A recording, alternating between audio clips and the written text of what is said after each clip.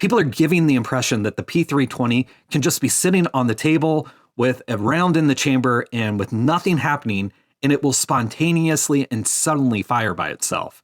That's not what's happening, but the sensationalism has taken on a life of its own. To say or imply that that is what is happening is irresponsible and ignorant. The default mode should not be that the P320 just goes off without some pull of the trigger. This isn't new though.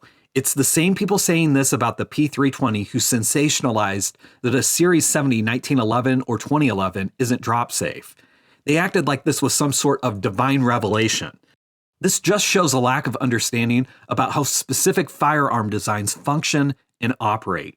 This all starts to sound a lot like the arguments we hear from the anti-Second Amendment side.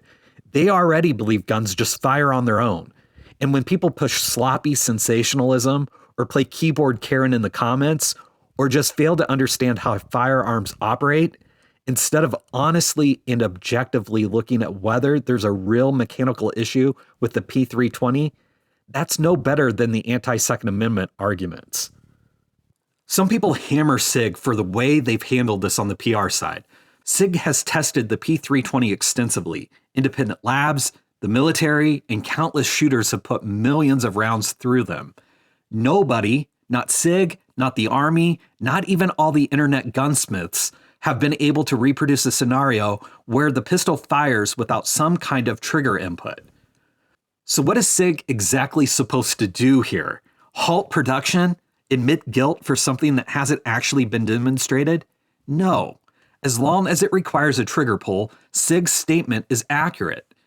The Wyoming Gun Project video didn't disprove that. He didn't show the gun firing on its own. He showed himself pressing through the brake in a weird, contrived way.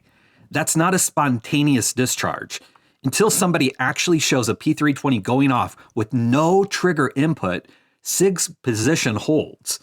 Sig has given people exactly what they've wanted, and they've responded to the market. A striker-fired pistol with a 1911 style trigger. Ernest Langdon has done a great job in some of his videos explaining just how dangerous that is, though, and uses that as an argument in favor of double-action, single-action hammer-fired pistols. It's inherently dangerous. Personally, I think the lack of a trigger safety mechanism is probably to blame. People simply are not treating these pistols like they're a 1911 with a fully cocked hammer, the grip safety depressed, and the manual safety thumbed down. This doesn't mean that I would carry a P320. I wouldn't carry a 1911 with a cocked hammer and all the safeties disengaged, and that's why I don't carry a P320.